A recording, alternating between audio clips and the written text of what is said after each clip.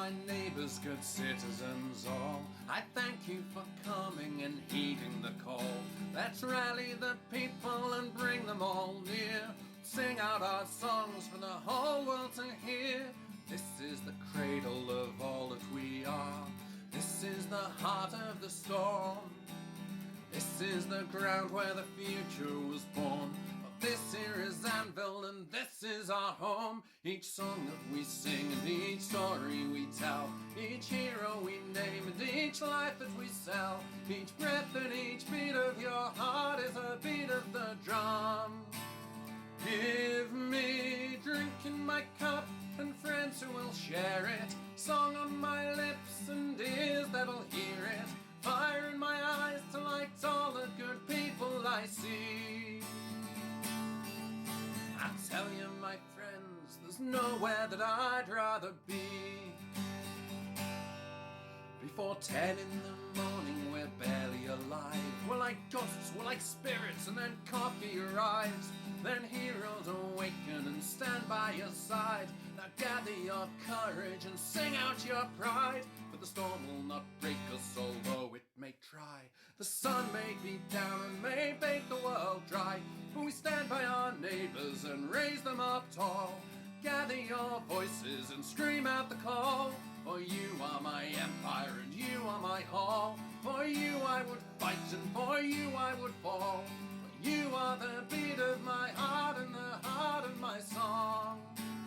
Give me drink in my cup and friends who will share it, song on my lips and ears that'll hear it, fire in my eyes to light all the good people I see. I tell you, my friends, there's nowhere that I'd rather be.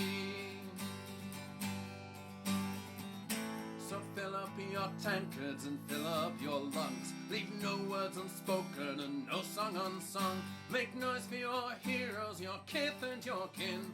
Sing out their names and the pride that they bring. Together we stand and divided we fall, and the future we write will be shaped by us all. For we are the singers and we are the song of a story that's greater than more. Sing along. Give me drink in my cup and friends who will share it, song on my lips and ears that'll hear it, fire in my eyes to light all the good people I see.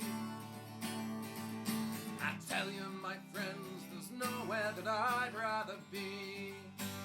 Give me drink in my cup and friends who will share it, song on my lips and ears that'll hear it, fire in my eyes to light all the good people I see. I tell you, my friends, there's nowhere, I tell you, my friends, there's nowhere, I tell you, my friends, there's nowhere that I'd rather be. I tell you, my friends, there's nowhere that I'd rather be.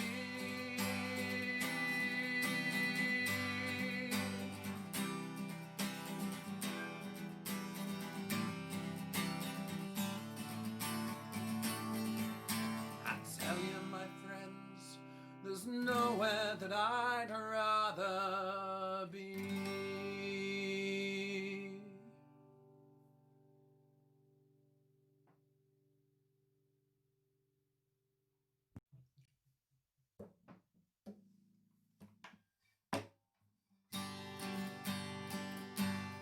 Shop we used to have 4 windows split across the normal monitor and be reading them all at once. So yeah, we're on now, by the way. Sorry, Scott. Hi, everyone. Welcome to the stream. Running a bit earlier than usual. This is to help out the wonderful Sam, who will be doing a Forge sing-song all evening. Hopefully he will be rather inebriated by the end of it. Fingers crossed.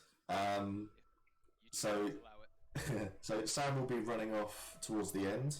And then we're also waiting for Justin to join us. He is just he's on his way home from work at the moment. There may be some audio issues at the moment because I've foolishly moved my PC again. I now have this background as well. So that's all changed. So we can't see like when a little one comes running in behind me anymore. So there's things like that. So I thought we'd. I actually saw someone posting say that they did a video on LARP combat, and I thought, yeah, we about time we did one really, because I think after doing 35 streams and amazingly 35 streams, and I've got 30 something videos on my channel and stuff like that, all for Empire, I figured, yeah, it's about time we did one really. So we all know who Sam is. So for me, Sam, you're just below me. So we all know Sam. We all know who I am, but we do not know the person to my right on screen. So if you want to introduce yourself and tell us who you play OC as well. Yeah, my name's Scott. I play Septus, a Sentinel's Tower now. Due to some stuff.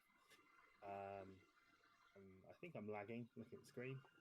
Yeah, you are a little bit. That's fine.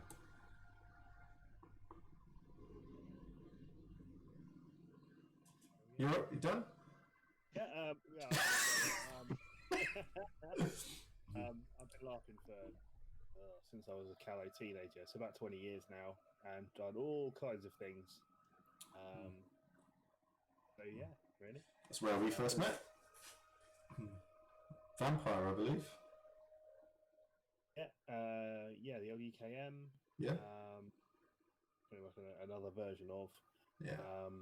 Odyssey, Maelstrom, PD, a whole lot of Lorien Trust, CP, bunch of local clubs and ends, but yeah, all kinds really. Much more when I was younger, but now I'm poorer and crunchier. Yeah. So if Sam and Scott, if you could turn your audio up a little bit, they're just saying audio for everyone, but Steve could stand to be a bit louder. So if you turn yourselves up a little bit, or I'll turn myself down a little bit. Imagine dials they have been turned. Yeah. As it has. So, because I've actually turned you two up full now on the stream. Right. So, audio may be an issue for this one, as I say, but we will do. Yeah.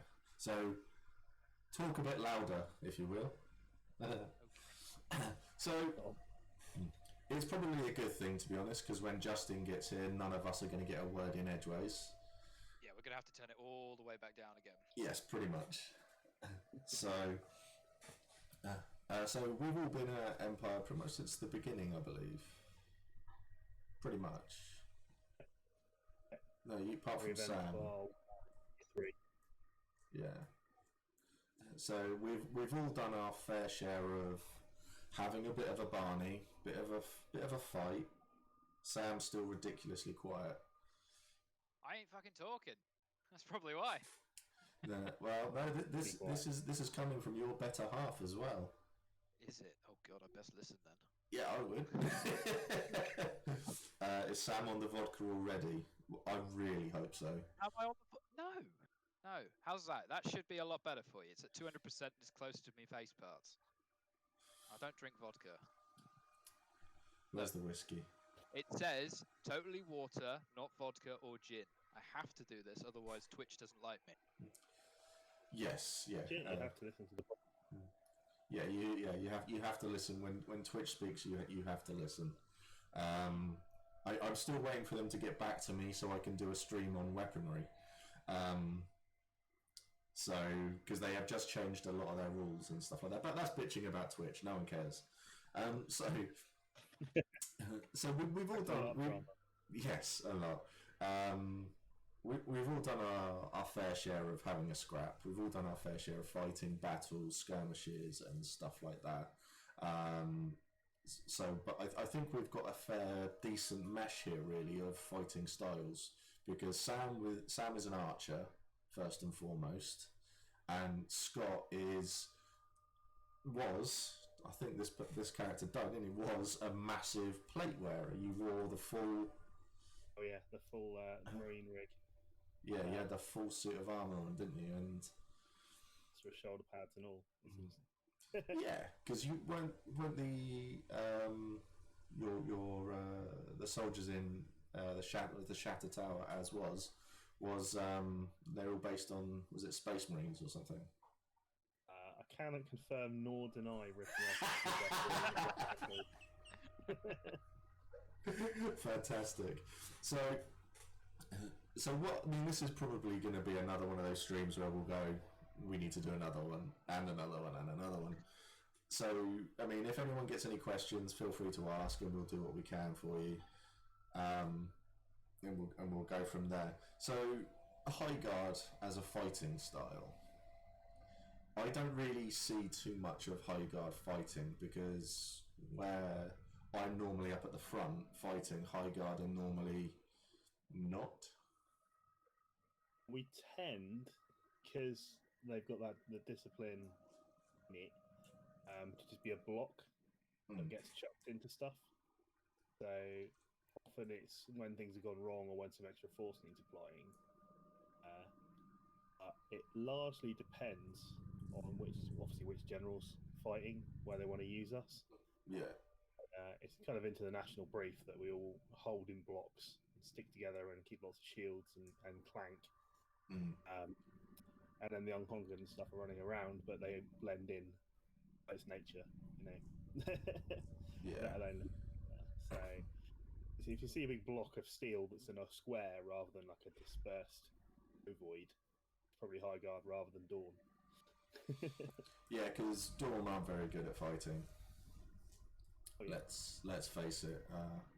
I'm not one to mince words about these sorts of things, and I like to provoke people. Alright, start the flame war, come on. Yeah, let's go.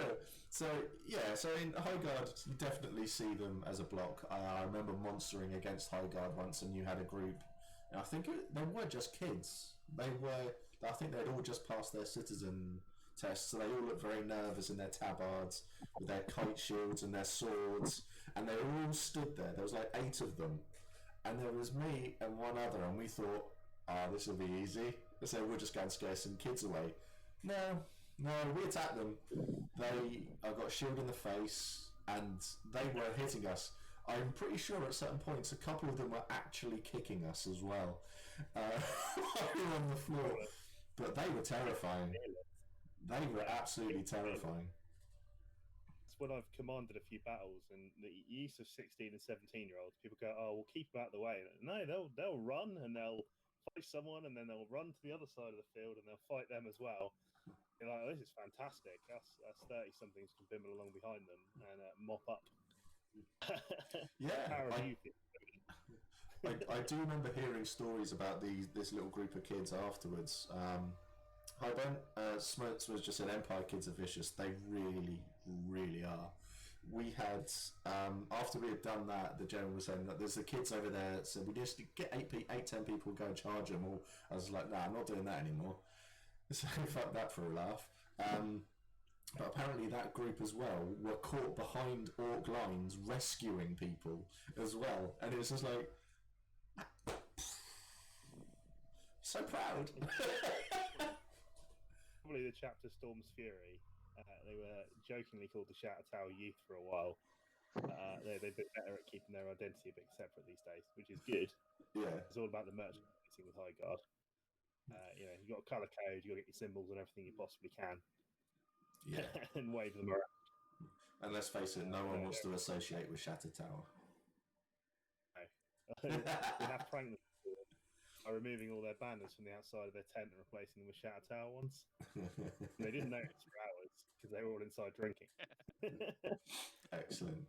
So we go on from High Guard, and then we head to, fighting in a block with a load of steel, to pretty much the exact polar opposite with the Navarre, especially for your group of archers as well. I've seen the question from Ellen.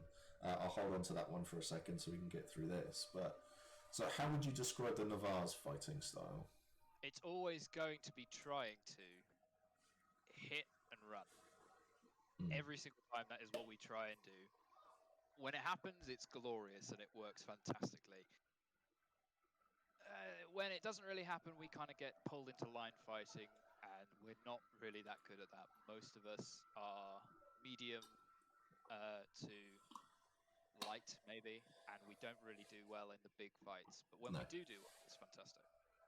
A Yeah. lot more emphasis on the archers as well. We've got our own certain archer blobs, and they are very, very effective. Yes. Yeah, you have. There's quite a few. I know because I've been shot by a fair few. And when I monster, and if I see the Navarre who I know, then I called it. I called it, didn't I? I called it straight away. Called what? I called it. What are you calling now?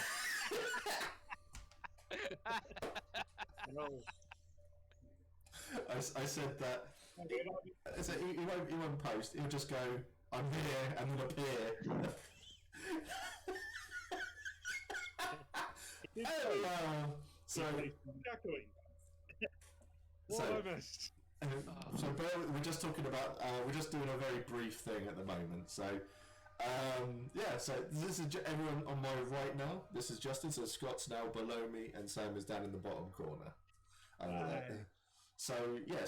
Every time I fight every time I monster against the Navarre, I always look for people who I know, and you tend to gun for them a little bit. So yes, you do. I know that you have killed me multiple times, Sam. I know Justin. Yeah. Justin, I can't tend to get to. No, too fast. Every time he comes to the front, and then as I'm pushing, as I'm getting closer, it's like, yeah, we're going to charge. It's like, I'm going to get there. He's then gone and moved, and he's gone around the other side, and it's like, well, that's all the way over there. So I don't tend to get to Justin. I have chased Justin a couple of times when there's been a retreat, and I'm generally behind Justin, and it's just like, yeah, and then he's like with everyone else, so it's like nothing's going to happen. Is that all that breath on the back of my neck is? Yes, generally cupping your ass as well, just, copping a fill. I'm happy to say it's like with all of that as well, I have actually killed someone I know as well as a monster, so Kit was very grateful. So I think everyone's killed Kit. There's not many people who haven't. Actually, I haven't yet killed Kit. So What's all this? God, ask Johnny. Sorry, my wife is talking to me. Just, Let me mute. yes. Excellent stuff. So we have. Oh my God, chaos follows everywhere he goes.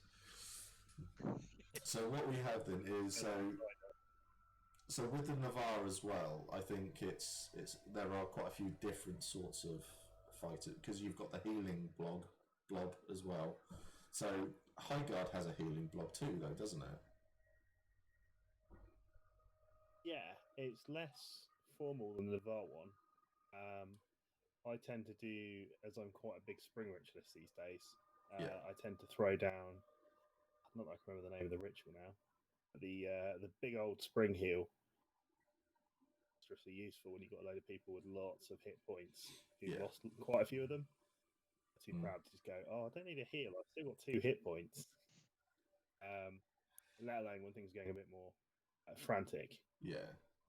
But we've got a whole load of the traditional physics and healers and everything like that behind the lines as well.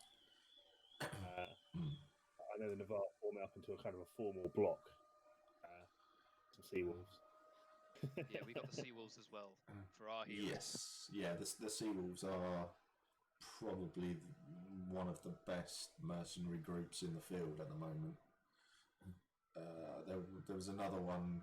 I can't remember its name, but it's fought with Hurst Hall a couple of times, and they've been really, really good. Lots of pointy sticks, and they really get stuck in. So that's all really good. So I think now, because everyone knows who Justin is, Fortunately. I wonder how long it will take before Justin realises he's still muted as well. Oh no, I'm muted on purpose. I don't have headphones, you see. So I don't want it to be a constant feedback loop. So, Okay. Muted. Oh, I see. He's planning ahead, Lo. Have you seen this before? Yeah. It doesn't happen too often. So if we jump onto Helen's question, then, so what do you think the most effective style of fighting is, and why? So Scott, you're the newest to this So what would you be your answer for that? I've fought with pretty much everything over the years. It does depend a bit on system, but Empire, I think there's probably three answers to that. Okay. Archery is the first LARP system I think that actually makes archery worthwhile. Yeah. It's very satisfying. Just plodding people. In the line though, I think it's currently got the edge with spear and shield. But a lot of that is due to people's unfamiliarity with stab spears, and it has been coming down.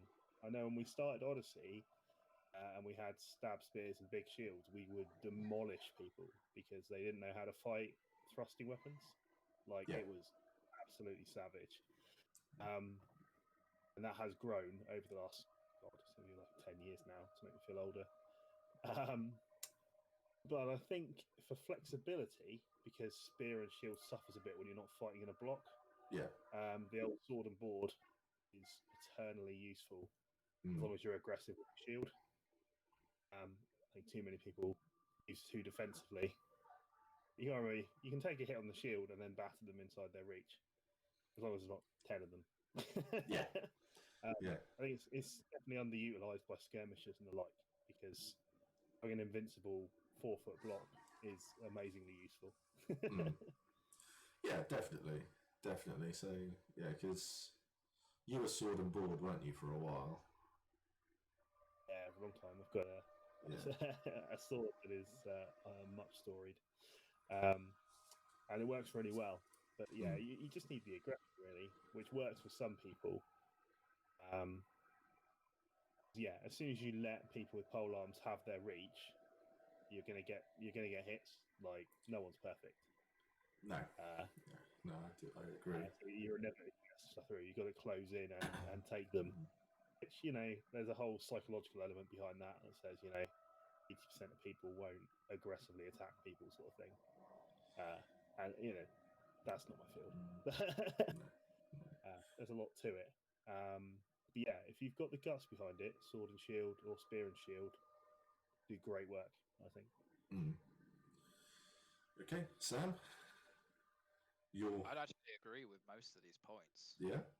Like, archery is just tons of fun, so much fun, and it's rewarding.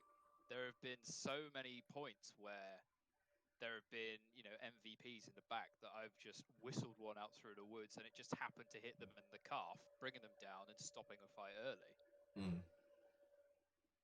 And for certain scenarios, it works really, really well.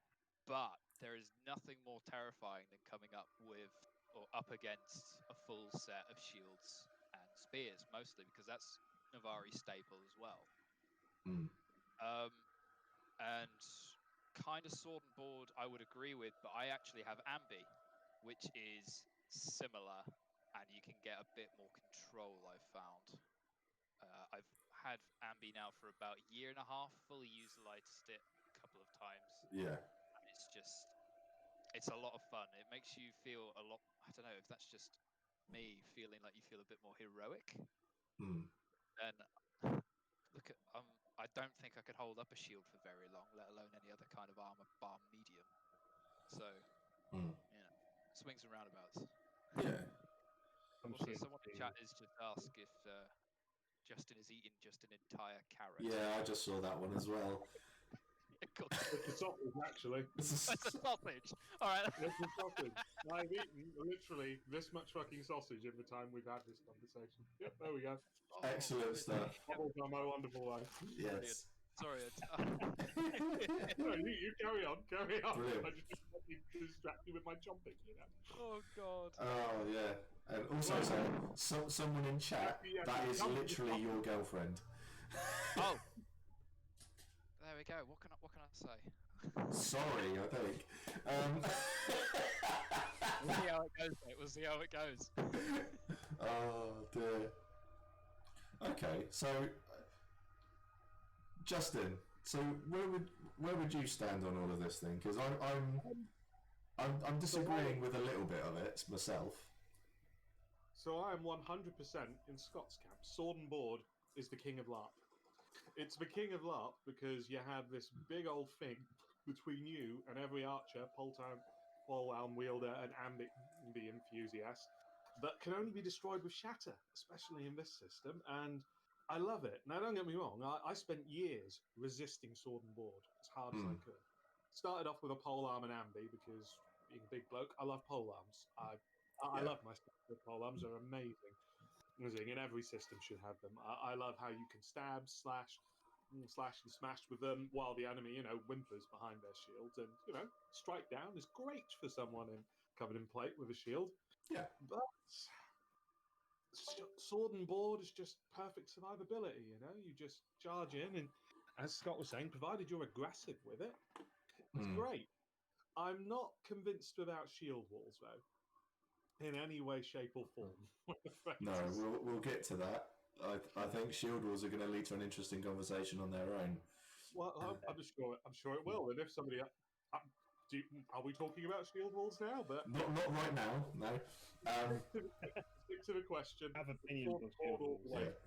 Well, sword and board can counter archery. Sword and board can counter a polearm. It's just a solid counter to everything. Yeah. I desperately wanted to make ambi over the years, and I love ambi, and I loved it because I could just get a sheer amount of, to use a gaming term, DPS out before it got nerfed.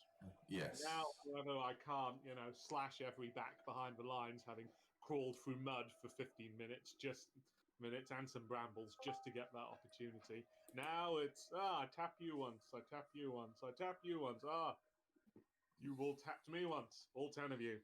Well, fudge. Yeah.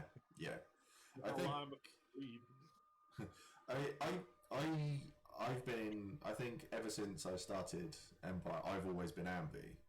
I got my hammer custom built by Rob Willits, and it's a beast of a head on it, and I hold it halfway up, so it's ambi with a hint of sword and board as well. If your sword's a mace. So I'm able to. So when people are attacking, that as a head on its own, it's like holding a buckler. It's blocking and parrying everything anyway. So I really like that. And as has already been said, it's about being aggressive towards people, because a lot of people can't counter the aggression. So where people I can only speak from experience, so myself and people who I fought with, so myself, Justin, Kit, people like that who are very, very aggressive in a fight, we get stuck straight in. So whereas people are fighting here, so you're like this far apart, we're fighting like here, and we are within their comfort zone, shall we say, for use of other words, but so people don't tend to like that, and they step back away from it all. So the more aggressive you are, the more successful you can be in combat, and without having the hard skills that a lot of people love to talk about. But this is fighting with a foam sword, anything like that. It doesn't really happen. The other one, I'd say, is because whereas I stood next to Justin and Alex Smith, who are both stupidly tall people, and when they have got a 6-7 foot polearm in their hands and are there just poking away, that you're safe, really, because their arm reach, their wingspan is so big, no one's getting closer to them. So that's really, really nice to fight alongside as well. So I mean, I would love that sort of thing. What was the question? It's come from a marcher. Oh no! What do you think? Run! Hide the potatoes. What do you think the most effective? Not that one. Where is it? Oh, where's it gone? It says March. There you go. Yeah, March and Millblock is MVP, apart from in Woodland. Discuss. That block, when it works, is brutal. Oh hell yeah! is sort of the most perfect expression of what Scott was talking about, what we've all mentioned about pole arms, in the sense that they work perfectly, provided there's lots of them and provided everyone's coordinated. Yes. Because charging the marcher build block or standing in the way of the marcher build block is suicide. Because you're just going to get poked from 10 different angles before you even know what's happening, and you're down. Now, obviously, what I've never seen and what I'd love to see at some point is a genuine shield ball grinding up against that build block. Have any of you guys ever seen that happen?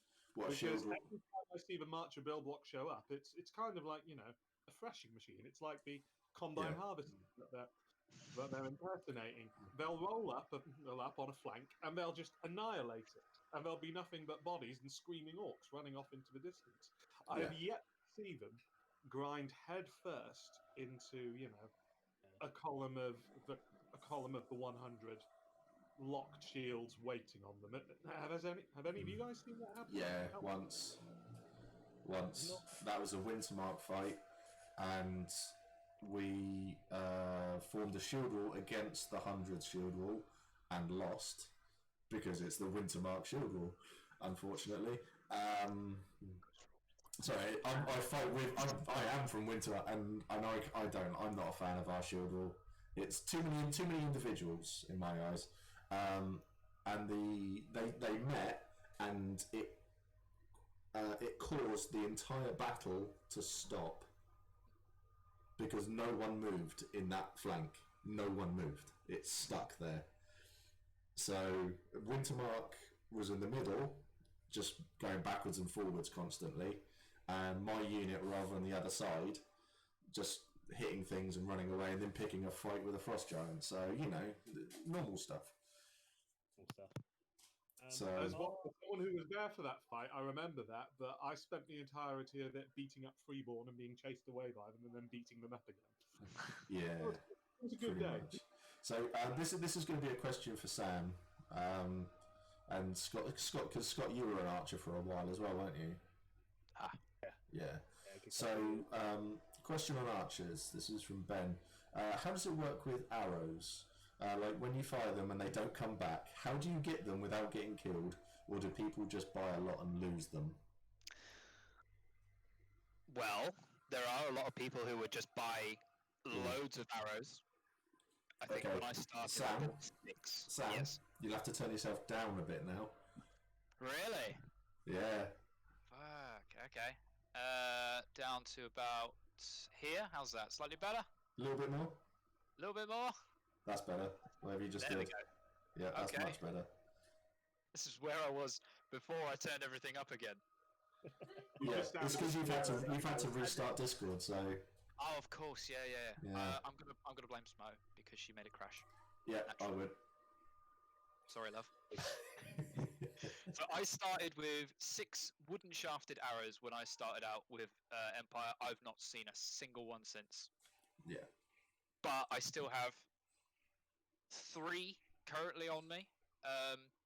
Most of the time, when you're getting into an archer battle, they're also going to have archers firing back at you.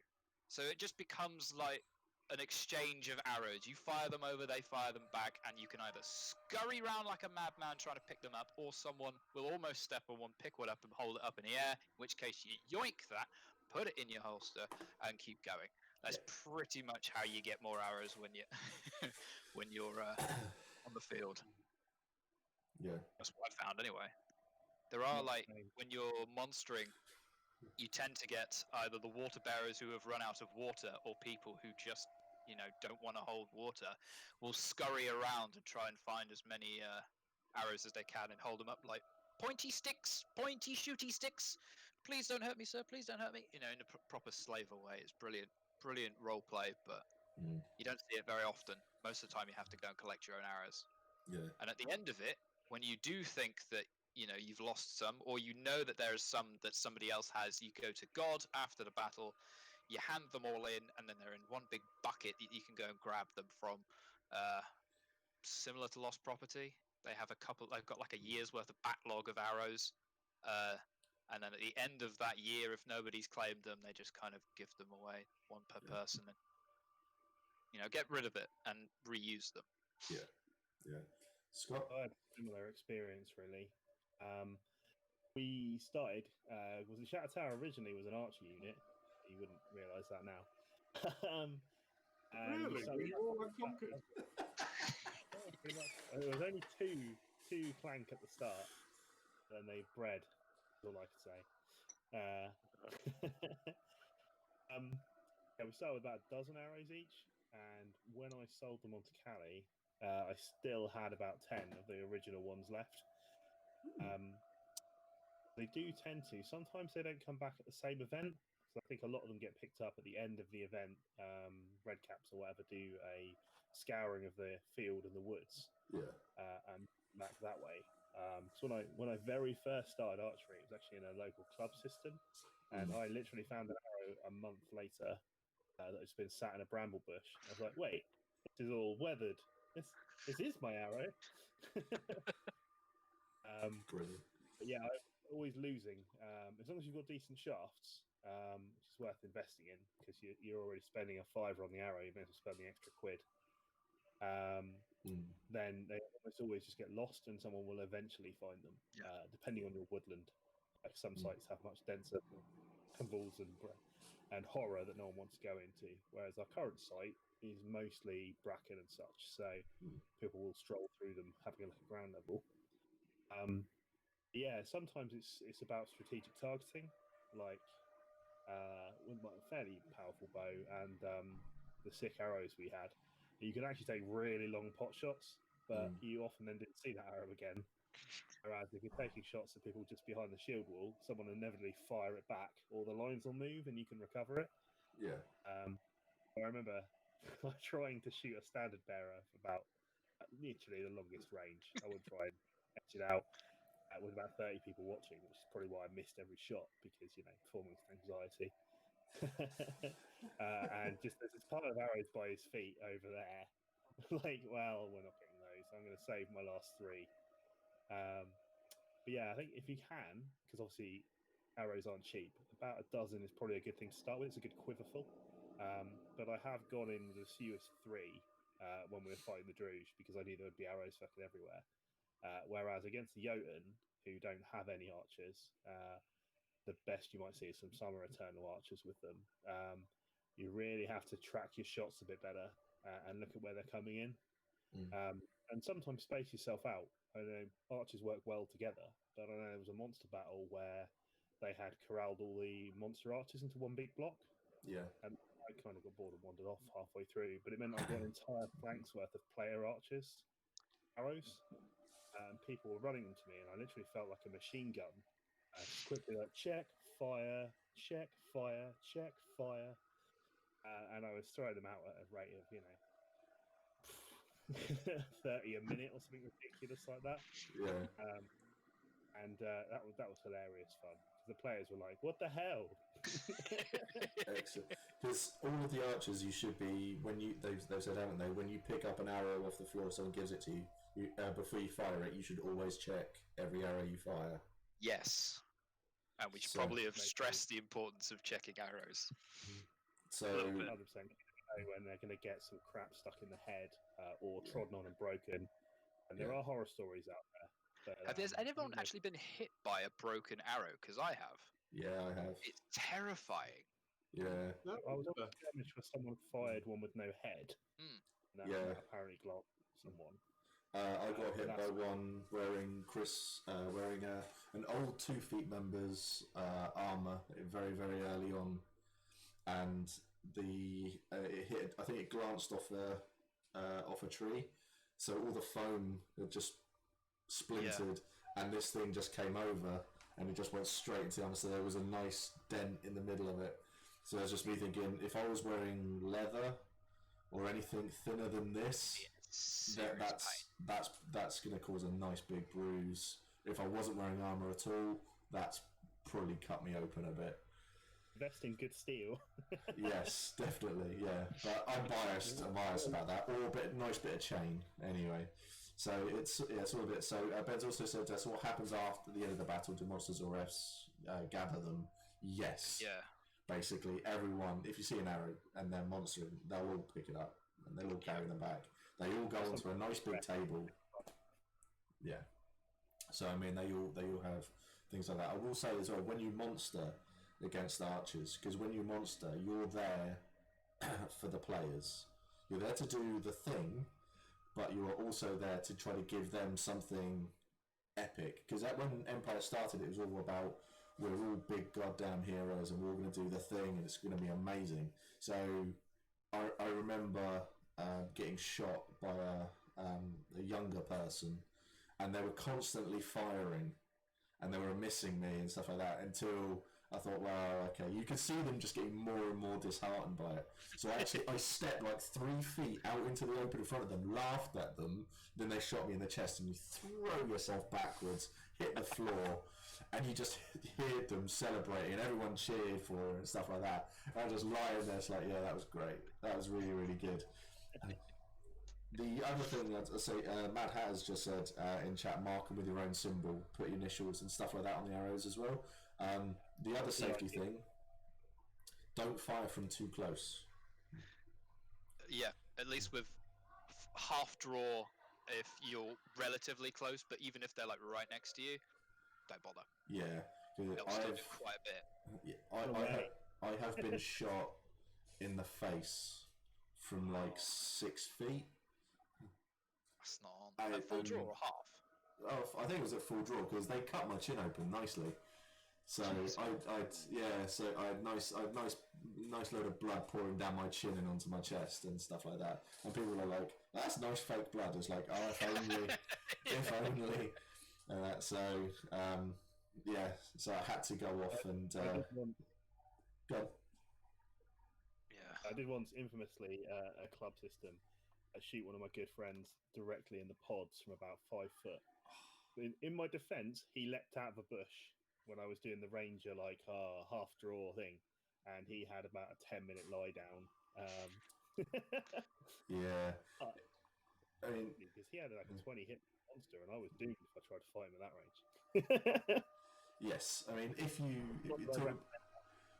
the very last battle of the last event, there was while I was fighting it, there was a load of orc archers in the copse, and I took like 6 people. We went running towards them, and as I was running towards them, the arrows obviously fired over. They all went over my head, apart from one straight in the balls. I was straight down. I was in agony.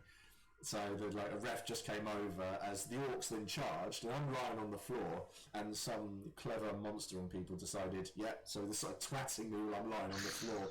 I'm not moving at this point, and the ref was stood over and was just like, "Look, fuck off. Go away." Tell them to piss off. He's like, "Ignore it all." He just stood there, like, "You're right." It's like, "I will be." It was Nick Turner, actually. Of all people. He came over and he was just like, "You're right." And he helped me out, and then he got me up and he was like, "Right, carry on," because everything is sort of carried on. So I went running towards the orcs again. Literally got 20 feet before the same thing happened again, and I was on the floor again. And he just came over and he sort of picked me up, and he's just sort of like, "Look, we're just going to walk the other direction now." He led me away from everything, and he's just like, "Yeah, we'll go that way now. We'll save you." There is a certain level of satisfaction that you get, but also followed quickly by tremendous guilt when you get someone in the balls. Somebody, I think it was Nick actually, at some point during my second or third event, we were going up against war rhinos, and I managed to accidentally hit one of the riders in the plums as he was on the rhino. And I felt so terrible until Nick came over. I think, yes, Smo has just put it in the chat. My IC nickname was Nutshot for about a year. Yeah. Because Nick was like, "That was fucking incredible! You are now Nutshot! Get over there!" Yeah, they are pretty bad. I mean, it's like you get the myth, don't you, of don't aim for the head and don't aim for the balls and stuff like that, but there's nothing there to say don't do it. I thought you were insulting me for a second. I was to say, well, we know there's nothing there, Sam. It's fine. But we're saying in the rules there is nothing there to say don't do it. It's more just it's a dick move to do it. Especially in the dick, yeah. especially in the dick. Yeah, but I mean, I got twatted on the head by someone who had like this massive hammer, and they came and just went boom. It hit me. You two, I know that bloke. He's a bastard. Every goddamn fight, he's just battering me around the skull, and everyone else. And I've set Pell on that now on multiple occasions. This was amazing though, because hammer. the head of his hammer is huge, and it landed right at the top of my head, and I was just like, oh my god! It's like that was really weird, but also nice.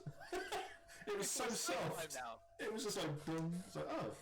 But it's like you see people with pole arms who specifically go headshot, headshot, headshot, headshot, and they're doing this between people, and it's like, come on, man, don't be a dick about it. You get a lot of angry reactions from people, but that's what the refs are there for. Yeah. People like that are genuinely the worst. Now, don't get me wrong, I understand that the head is a valid target, but for God's sake, that stuff hurts. It does. You've got to be careful with it. Like, I've literally been knocked out by a LARP polearm. Exactly. As one of the many instances that possibly gave me brain damage. Possibly. Like, sometimes... yeah, I had that conversation with the doctors.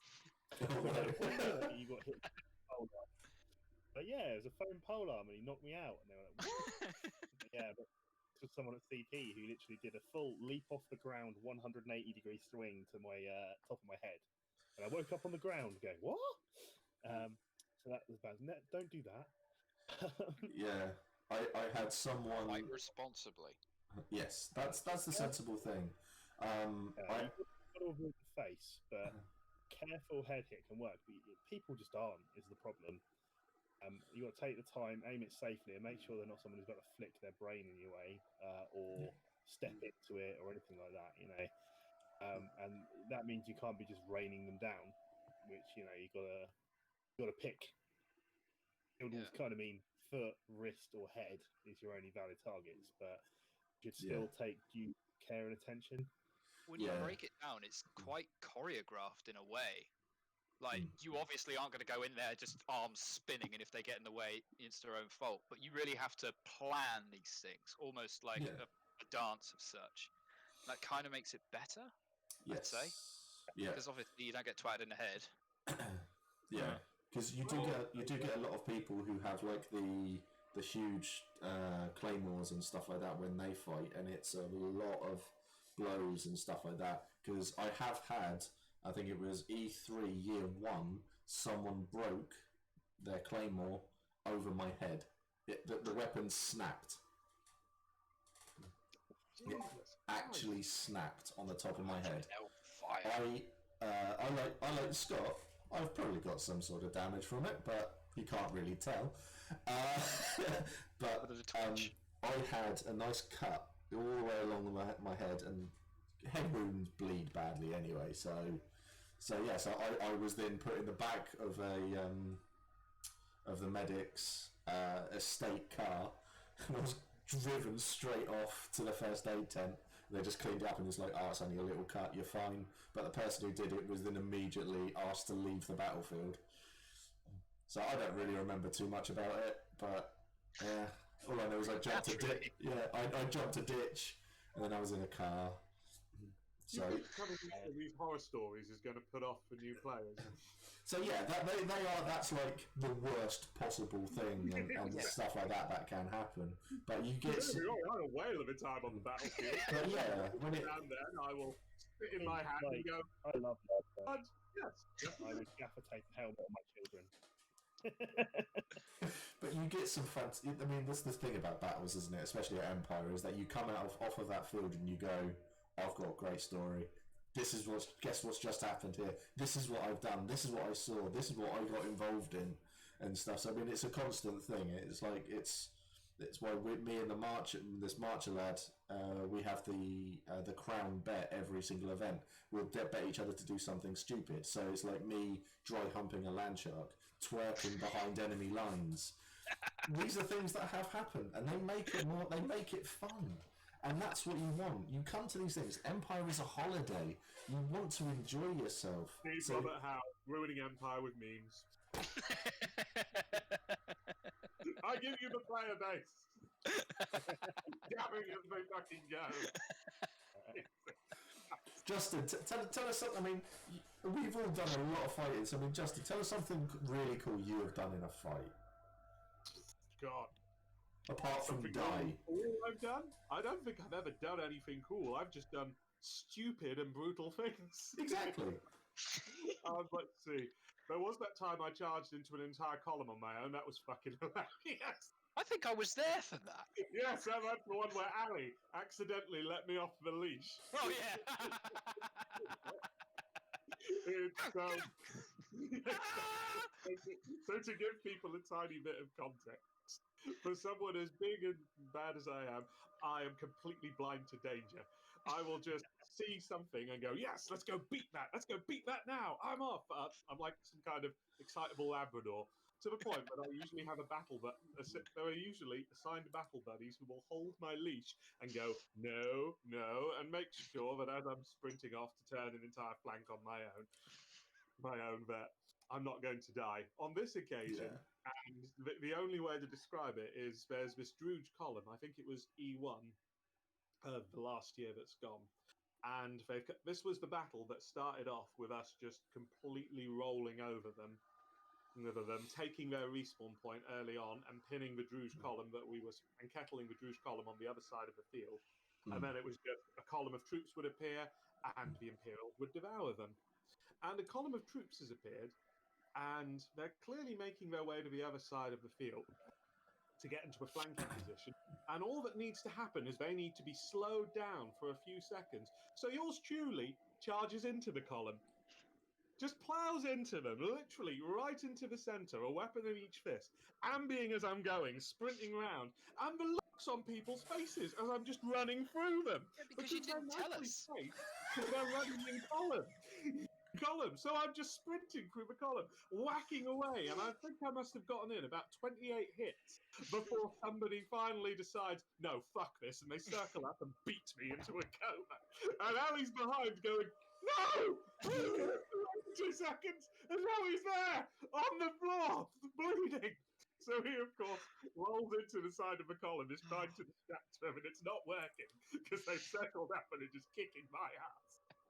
And then about a dozen Navarre arrive. Like 100 members of the crew in charge of the column have shuffled it along. The column's now being savaged, and I'm just lying on the floor laughing my ass off. It was beautiful. And Ali's just looking over me going, never do that again, Nick. Lying on the floor laughing, going, hey, it runs in the family. Have you got any today? That's brilliant. That's fantastic. That's the sort of thing. Smo's put a link in chat for battle safety, so it's well worth a read. I think I've missed a fair few things. So John's asked, what advice would you give on the balance between fighting that looks good and fighting that's effective? I think I would always say go for what looks good. Personally, it's like I said, I want to have fun. I want to enjoy it. Yeah, I'm drinking water too, Sam. So it's I would say go for it. Go for what you're going to enjoy the more. I mean, so attacking a line on your own, swinging wildly with 2 weapons. That's not fighting effectively. That's fighting. Really? That's fighting. That looks awesome. For anybody watching, seeing one person run into a column on their own, that looks really good. So I think I've got a photo of me doing it with Wintermark behind me laughing. So there's a photo of me doing that somewhere. So I would always say go with what looks good, but it's also safety is the big thing. I mean, it's like don't stab people with a sword and stuff like that, or anything like that. Scott, you look like you're wanting to add something there. I mean, you've got to be aware sometimes that what you think looks good does not necessarily look good. As I've been witness to so many really tedious duels over the years, where people are like, the duels are just the worst. Claymation moving, and they're just like, oh, come on, just can we finish this? Like, I've got shit but to do. equally, yeah, like, can we crack on? Like, but equally, I've seen some really good dramatic-looking fights where people are moving quickly, you know. And I think you've got to find that balance between making it look good, and you know, it actually looking good, because you know you're not always aware, because especially because your body doesn't recognize this is a fake fight. Sometimes perception of time is skewed as well. And I mean, when I was in my fighting prime so much, I could win every fight with a right shoulder to noggin or shoulder hit. It looked fucking awful. And there was somebody who told me we were fighting a champions fight type of thing, and apparently I looked like a threshing machine in that it was tedious, effective, and efficient. But you know, not something that people would pay to watch. No. So that's kind of the other end of the scale, you know. And there are times for both of it. Like, there are times, I think monstering is your best bet to be entertaining, because you 100%. have no stake in it. Yeah. So you can literally do the big heroic swings. You can shout things like, "Oh, one of my Jotun Jarls literally went, 'Protect the thralls!' and threw himself bodily in the way a load of players were rushing down water bearers," sort of thing. And yeah, maybe as a player, I would have gone like, "All the thralls and run away." I would say if you're monstering, you focus on what looks good. If you're playing it, then you fighting effectively. Yes. Because the monstering is not really for you; it's for the other players. You're the enemy in a sense, so you got to make it look good. You got to make it look funny. Yes. Sometimes. Yeah. And then if you really want to keep your character alive, you're going to have to bloody fight effectively. Yeah, Rachel's just said in chat, learn to pull blows, especially when you're tired and can lose your ability to control them. I mean, that's another thing as well. It's 100% agree with Sam on that one, because there's nothing quite as frustrating as being in a fight and you've been LARPing this big damn hero and you're okay at fighting, and just coming up against someone who is just more efficient and more effective than you, and just standing there and going, "Well, I guess this is where I live. When I extend, oh, you slap me in the wrist. Oh, when I extend up, elbow up, well, I suppose I best lie down. Shall I?" Yeah. Get over it. Whereas as a monster, I fight terribly. I'm just a gigantic target, thrashing out hits to everything in an 8-mile radius, but still. I like going. I love it when a player absolutely beats my ass and they're stood there going, "I could never have done that in real life. He'd have just knocked me over and eaten me." Whereas instead, I get the joy of seeing the joy in someone's eyes as they're literally stood over my corpse like a big game hunter, going, "Yes, look what I've done, mother!" Well, I'm lying on the floor going, "You have no idea how to block, but that's all right." Yeah. Judging your audience as well. Like, if you've got someone who's fighting really well, you can put your back into it, sort of thing. If you're fighting a callow newbie, like throwing it a bit, I think that makes them have a fucking awesome time. And I think that endorphin rush is also an awesome time. You know, you can pick between adrenaline and endorphins. I fought against a Brass Coast newbie, and he was really, really panicked because the orcs had cut him off. He was on his own, and I was monstering with, I think Justin, you might have been there for that one. Kit was definitely there, and there's a few of us. So I'm 5'11". Justin's only a little bit taller than me, and Kit's a little bit. They're both huge, big guys. So you've got this newbie Brass Coaster who's like 5'6", something like that, looking really, really worried. No armor, just like a gladius. Just that's it. And I was like, okay. I was just like, you're not going to go as a monster, go running up to them when they're on their own like that as a newbie, terrified, and just bat and peg the crap out of them and watch them die. So I remember having a fight with them, and sort of like you take a couple of hits, and then as they swung, they hit me. Their hand actually hit my hand. The gladius went flying. So they were like 3 foot behind me, and they just looked wide-eyed because they now stood in front of us, unarmed, and I was just like, "Oh, choke me out and run." So they were literally like pretending to choke me out, and they put me onto the floor, and then they got up and ran. And they got away, and it was just like, so much fun. That was so much fun. That was like year 2 of Empire. That was so early, but it was so good. And I remember going into the forge that evening, and you hearing the people talk about it, going, "Oh yeah, this lad, no, we lost Sam again," and just saying, "Yeah, we were just there," and then all of a sudden he was on his own. He came back and he choked out an orc and all of this and stuff like that. He came running through the lines, so you get that sort of side of it as well, and I think that's fantastic for the players. But you can only do that as a monster. No, 100%, because you're adding to their legend and you're adding to their immersion, and that's why people are there, aren't they? Yeah, They exactly. just walk away with an amazing story, because as much fun as sometimes an amazing story is, and then I got my ass kicked until I bled out of every orifice and had to crawl back with my leg tucked under my arm so somebody could stick it back on afterwards. As much as Yeah. those survival stories are great, at the same time, I kind of want the players to win when I'm fighting. Yeah. Don't get me kicking their ass. Don't get me wrong. Like that skirmish is still my favourite story of why the EMU system works. Oh, the Right. first new skirmish. Yeah, you were there for that skirmish. You were there, and you were there as we well, broke the Steve. hinge. You got your you may have done some things on that skirmish. Oh, Was that God. where you were monstering again? Oh, that was the 3-wave skirmish, wasn't it? Yeah. Should we tell the story of that skirmish? God, that was awful. That was.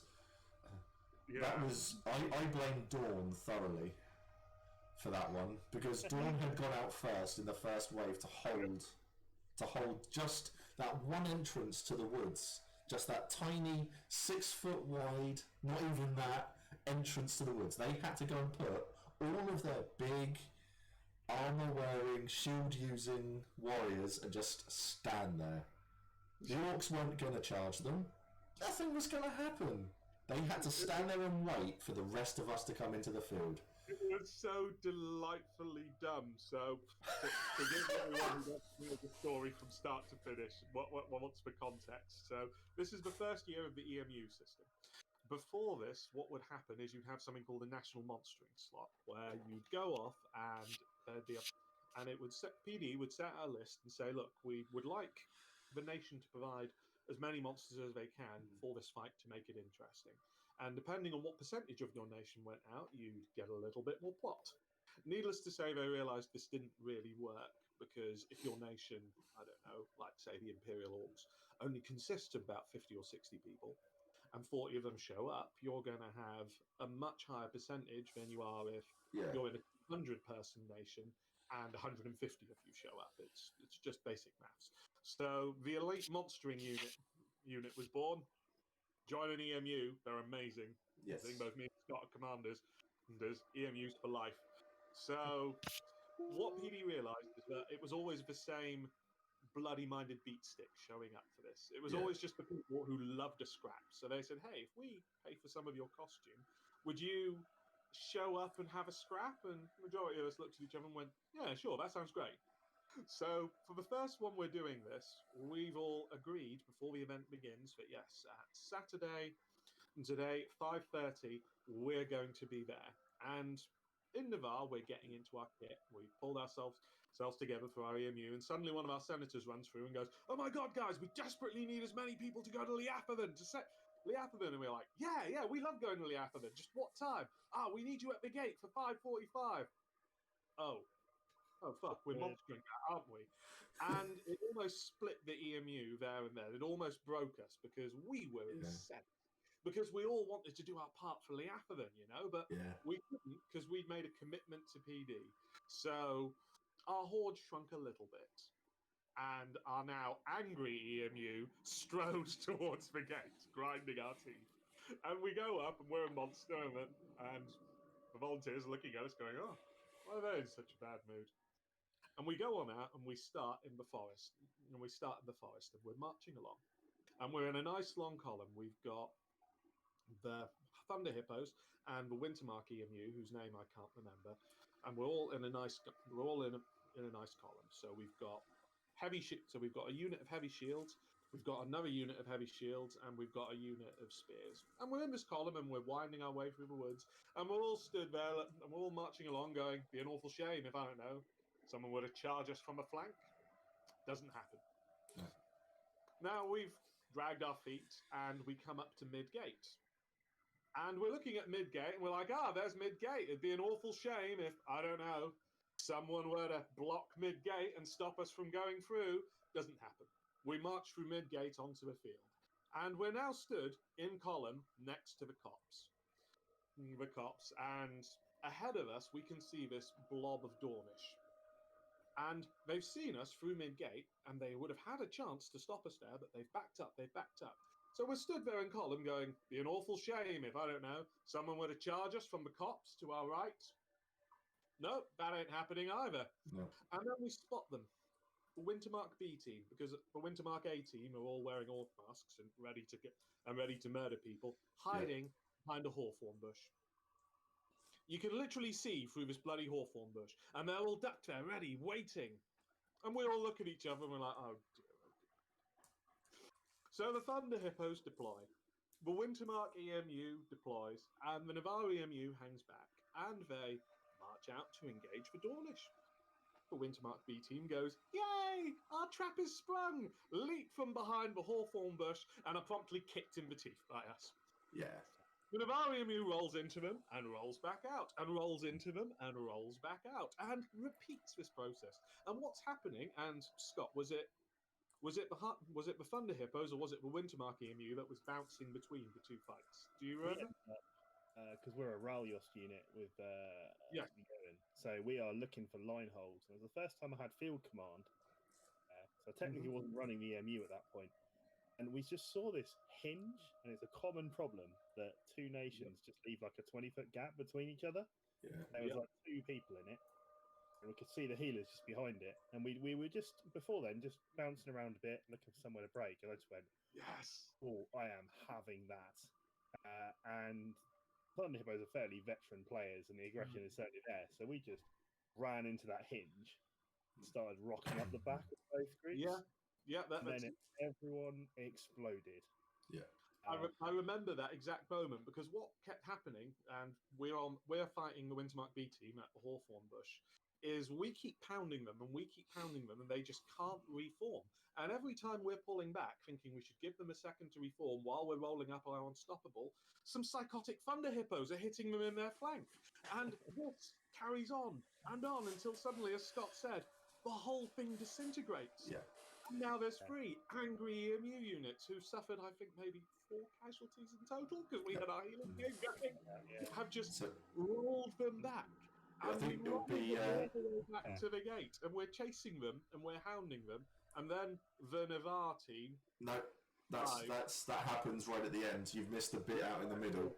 So when you have done that, the second wave has joined. So that was the Navarre were the third wave. So my load of winter markers, because we were split into 2, so they went in with the first bit and they all got their teeth kicked in. So my load of winter markers, we came in and all we saw was Dawn right up in the corner, right all the way at the end, getting their faces kicked in, and another load of winter markers by the cops getting their teeth kicked in, and another unit of orcs waiting. And we were there going, because we all couldn't see, we can't see through the portal while this is going on, but we were watching this go on, and we were outside going, "No, we're fine, we're going to be great, and I'm going, "We're all fucking dead." That dude has a picture of you guys, and it's literally, you can make out you and Kit staring through the portal like... No, that's just Kit. That's just Kit, because that's Dane. Oh no. that was Dane. That was, and he because we all went running through. There's another discussion on this on one of the Tabletop Weekly videos, because they talk about it from Grimm's perspective, Chris Trott's perspective, and we all came running through and we saw it and we thought, right, we need to back them up. We're going for winter markers here, and we just, because I was just going, no, fuck Dawn. So bollocks to them, they cost us this. So we all went running for the rest of the markers. We got there as the orcs then came in. and they met us. And then the winter markers, who were down, then got stepped over, and we got hit again. And we got pushed back up to Dawn, back to the fence, all the way back down, because Dawn had been rolled by then. So we then, as one wave, had the entirety of all of the monsters pushing us back to the gate. And we were just fighting retreat, badly, because we were just running at this point. You were absolutely on the back foot by that point. I remember standing over Grim while he is on the floor and having a healer. These two people are between my legs on the floor, and I'm still over. I can't fight back. I'm just going parry, block, trying to do everything I can. And we get pushed back, and then we were 20 feet from the gate. That's when the Navarre came in. And all that happened was they ran through, around, hit everyone, and then ran back out with us all. Yeah. And we were all there, and I think it was 75 people dead. I don't think it was quite that many. It was a lot, but for me, the best bit was, and Beth Duna again has taken a picture of this, which sums it up beautifully, is getting to the gate, and we're standing there, and we're letting this lone... It's either a lone Navarre or we're letting this lone player who has somehow managed to make it through he have an honor duel, and we're jeering him on. And I remember looking back up, and the sun is setting beautifully, and there is what can only be described as a drift of dead player bodies, starting from where Dawn got pinched all the way along the back fence. There's just a landslide where you can follow where the battle went, and just looking back at it and going, Jesus Christ. Yeah. And there's a couple of players, hobbling along, trying very hard not to make eye contact with anyone because they've managed to heal themselves a little bit behind the lines or on terminal.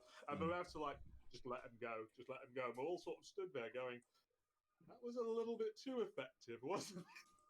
Yeah, that was glorious. But we kind of ended up behind the lines because they were like, don't murder everyone. I was told to break up honor duels because that was past the point where the players had that camel. And looked for people possuming because that was the start of the what's it called? Stop and change. New Unstoppable had come in at that point, hadn't it? But not everyone had coined on to it. Yeah, a few people I recognised actively said, "Oh yes, I'm on 0 hits," and then leapt up once I'd left. Yeah, which was a bit cheeky. But at that point, we were like, you know what, we're going to turn a blind eye to that. Yeah, exactly. Because 80% casualty rate. There's nothing fun about that. No. Exactly, and it's that was bad. But yeah, just give people a chance to get out, really. To roll back to a conversation to what we were saying earlier. For me, that was an amazing fight for us for monsters. For us for monsters, that was amazing because everything worked. It ran like clockwork. Some rookie mistakes were made on the enemy's side. Because don't get me wrong, had there been an equal amount of monsters, say, had the Navarre EMU not shown up, they would have won that fight because they would have baited out the 2 units, and Wintermark contingent would have hit them, and Dawn would have hit them, and they could have worked with that. Yeah. So particularly what they did wasn't a bad shout. In hindsight, we can look at it and go, Dawn should have squatted on mid-gate until they had the bodies to force this through. Rather than a couple of small errors, but that's all it takes sometimes. Precisely, but what for us was probably, the most amazing fight ever, and the Wintermark donut is another perfect example of it. Right. The donuts of death. What for us was an amazing fight, for the players must have been harrowing. And I know that we're trying to give it a realism into this, and that you're definitely gambling with your character. But Jesus Christ, nobody who went on that skirmish signed up for that. To this day, I feel like Scott. One of the best LARP I did was kind of being chased.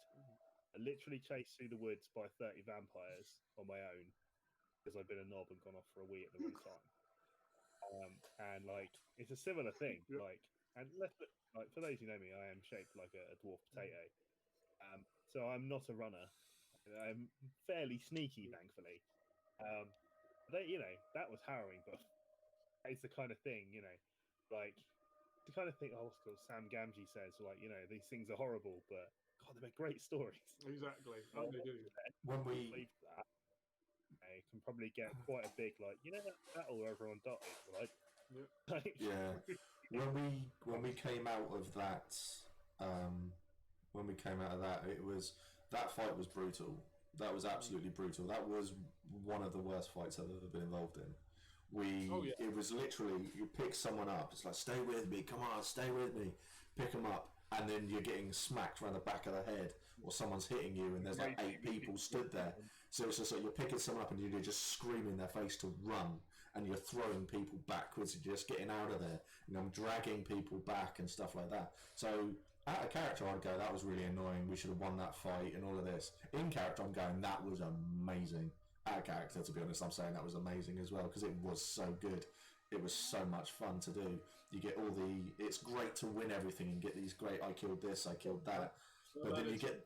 You have a sense of risk in it, don't you? Yeah, but then able to also then go, oh, I've done this to save someone. It's like saving the Urazeni Egregore when she was knocked down, and you can see a load of people running towards her, and you go run and jump over the Egregore, and you attack 8 people on your own, and they'll go, oh, this is a bit insane, and you hit them a couple of times, she's picked up and gone, and then you turn and leg it yourself.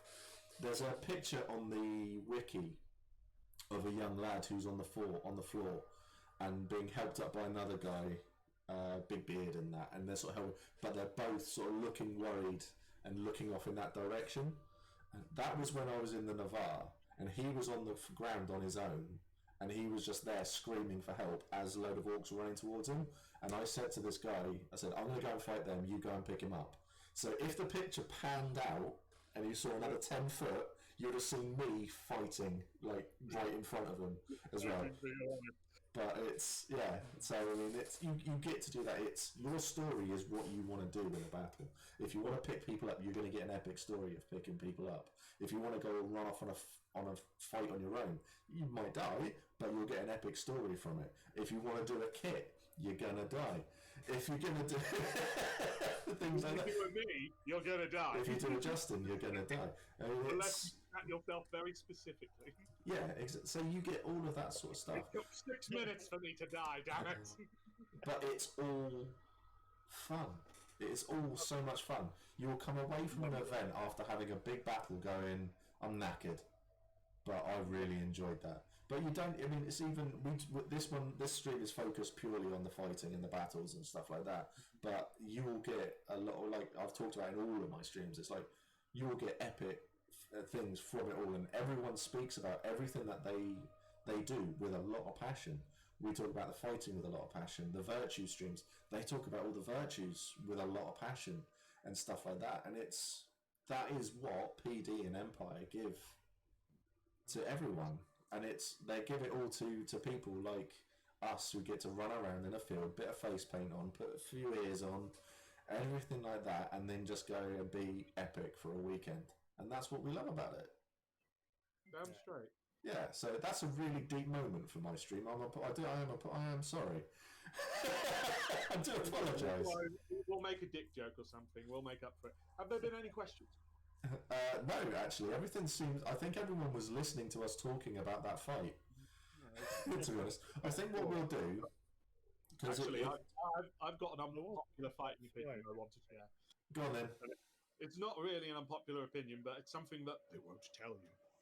Buy some bloody armor. Oh, actually, there was one question. That's way back. Helen asked it. Where is it? Do you think there is a way to get the throne skill used more and have it actually be useful in the game?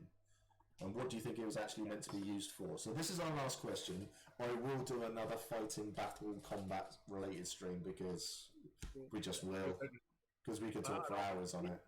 We've all got so much we can rant about. So I do have an answer to that, and it involves an eccentric millionaire. It involves some eccentric millionaire showing up and going up to Dan Stocker or any of the other wonderful LARP crafters out there and going, I need 110 javelins.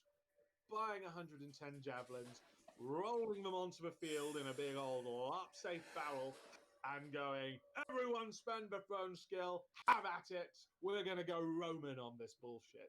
That is the only way that throne will ever be dealt with. Because don't get me wrong, throne should be versatile as hell, but, and the archers have already said this, firing 5 to 10 pound notes at the enemy, which you may never see, is pretty painful. Yeah. But you get over it because the enemy is throwing 5 to 10 pound notes back. Throwing 50 quid worth of LARP safe, stab safe javelin at someone, on the other hand, just for some mook to step on it because the monsters don't have the throwing skill, they're never going to safely throw it back. That would sting. That would sting horribly. Yeah. And the only way thrown works is if it's done en masse, because that's how the Romans did it with their pilums. Pilums, they'd show up and 40 pilums would pile into an enemy formation, and that would cause havoc. One single person with a javelin causing one single hit. It's ineffective. You're not breaking information that way. No. Yeah, that's the rock that's missing from the paper rock scissors a lot. Because if you had the money to make throwing, I think throwing axes are probably the best way to do it. No, fair play. Like, March would evaporate in the front of that. You know? Like, oh, we've all got bills. Doesn't matter. You're all dead now because we threw 7 throwing axes at each of you, and you can't block it because that's a hit. Yep. Hits you anywhere, that's a hit.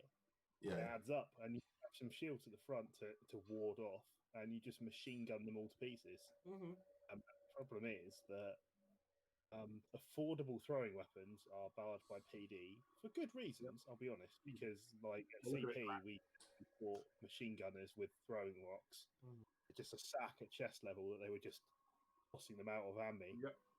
And it was very effective, but a bit shit. Yeah. Whereas we were looking at throwing axes a while back, and unfortunately I got some conflicting answers. I built a prototype that weapons check passed, and then Chalky, basically the head of weapons check, said, I will never pass anything with a former in it. And I'm like, well, I made 13 of those. So, you know, there are planned things, because I think you need to be able to make a cheap throwing weapon that works, because if you just use carry metal foam, it has no heft to it. And if you bar formers, then it's tricky. And obviously javelins are inherently expensive, though fun. Play with some at Odyssey. And I mean, I think the roles there, especially for some forces, like the Jotun, I think would do very well with throwing axes. Based on or with a whole bunch of javelins to soften up the enemy before they go in with the shield wall. But who's got? Well, let's be conservative here. Who's got $8,000 to throw at a whole bunch of javelins?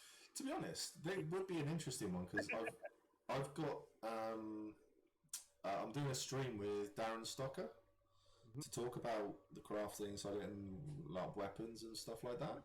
So it might be a question. Me of your poem. I will. It might be worth it might be worth something to bring up and bring and see what his thoughts would be on it, because he makes it all, doesn't he? So yeah, absolutely. No, I asked because if he knows a way to make them affordable, because that's literally the thing. That's why everyone isn't rocking up with a bow and arrow in LARP, because it's expensive. Yeah. That's why. And being able to throw a javelin further than 5 feet as well would be good. Oh yeah. Because they just wobble and then they go down. So yeah. Right. So what we'll do is, sorry, Scott. It's so there's just been said about how do you add weight to a javelin and to actually throw it beyond 5 feet. And Simo's just said she's watched an archaeologist try on mail for the first time. It was very funny. Even funnier watching him try to take it off without being told about the mail shuffle. So what we'll do is, I want to get my point. From here. It's a bit of harshness of the fact that we're not PD. I feel comfortable saying this. So buy some armor. Literally, get yourself some chainmail, because as somebody who used to organize skirmishes, at the end of the day, I appreciate that everyone has a budget. Yeah. I appreciate that not everyone can afford to bedeck themselves in plate. No. I know that not everyone can afford to get a suit of armchair armory mail that's going to last them the rest of their life. But if you're already spending 70 quid on a ticket, 60 quid on that lovely sword you want, the 35 quid on a suit of India mail that's going to last you that year and that year alone isn't that much of a push. And it's the difference. And those 4 hits are the difference between you lasting 6 seconds in a fight and you, brand new person, lasting 2 seconds in a fight.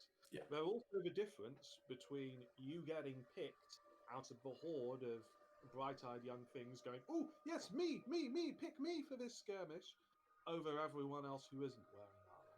Yeah. And I felt like such a tool having to do this in the game when I'd organised skirmishes. But at the end of the day, I want to win my skirmish. I'm going to take the goddamn A-team, and they're going to be bedecked in all the armor they can. And I'm terribly sorry, new person. I would love to have you along. Really, I would. But you have a buckler, a 12-inch knife, and some trousers. Yes. And I'm pretty sure that you don't have a belt. In fact, come to my tent. I'm going to lend you the other half of my kit because I'm feeling awful now looking at it. I've literally got 4 spare suits of chainmail, which I drag around with me, 2 hands to newbies, and go, just put this on so your character actually survives what you're signing up for. There's Ben. He's a new player. He's off joining Dawn. He's bought himself some chainmail and stuff like that, and it looks fantastic what he's got. He's done really well there. So it looks. I think he just needs to pull it up a little bit and let it hang over the belt a bit more to take a bit of more of the weight off of him. So, but his stuff looks good. Was he the fellow who was wearing the belt too high? Yes. Yeah. Yes. So, but I think that was mentioned in the comments. So yeah, it was, and everything. So yeah. So I know there's been night shop in Wales wasn't too expensive from Ben, so that's cool. No. I've got 2 suits. I've got 2 shirts from there. If you don't want to, at some point, I'm going to have an India mail gamble, as I like to put it. I'm just going to go out and buy from a couple of manufacturers, buy their £25 with free postage and packaging, and just post up links going, this is how much import fee I was charged. This is the bag that I was sent from this seller. Don't buy from them. But yeah, the night shop, when they opened up, they had a massive discount, and they do sales from time to time. You can get yourself a shirt there for about 50 quid with 8 quid postage and packaging, or you could when they're on set. Yeah. When they're on. So I will cheerfully recommend the night shop, though, and just to plug all the artisans out there who are currently grinding their teeth and going, stop telling them to buy Indian mail. Now tell them to buy from us. Obviously, the more money you spend on this, and the more you and if you buy it from a local artisan, you're going to get a product that's going to last you for life. Yeah. The only gamble with mass-produced stuff is that it doesn't last particularly long. But that's the ancient adage of buy cheap, buy twice. But equally, I've had it's tedious, long work, so it will come cheap from places where you can pay someone pennies to make it from you. Exactly. Yeah. Right. I'm going to interrupt everybody, and I'm going to bring this to a close because I need to have dinner as well. And I need to rest my hair out. Yes. So I think what we'll do is I will do another one like this. So thank you, Scott. Thank you, Justin. Thank you, Sam, for doing this. So, Scott, if you're... Oh no, we never did get to talk about shield walls. No, we didn't. We will next time. Scott, if you're okay with it, mate, I'll chuck you on the High Guard stream when I do that one as well. We can get your pearls of wisdom for why you shouldn't join High Guard. Awesome. So, and we're right. So we'll get that done. So thank you everyone for coming along and watching this and asking questions and doing everything like that. This video will be put onto YouTube as always. It goes with the other 30 odd, and we'll keep on going. So we'll do this again. We'll probably get you. It's probably a good thing it's going to an end because Scott's got so much lag now. It's every couple of so we'll get this done, but we will do another stream. We will do it all again. Yeah, So this will be good. So if you haven't followed me, follow me. You'll be told when I'm doing this. Go follow my YouTube channel as well, because that's good. So we got Sam Wheatley, who was on here. He is currently doing the Forge sing along thing that happens as well. That is on YouTube Live, not on Twitch. I don't know if anyone's got the link for it. Yeah, it's going to be singing sea shanties, and he's going to be drinking his water vodka. So he's going to be fine. So I'm going to go and put that on now and harass him. So because it's what he enjoys. So, but thanks for watching. We'll do this all again. Thanks everyone for coming along to take part in this, Justin, Scott, and thanks everyone for being around. We'll see you all next time. Thanks very much. Well,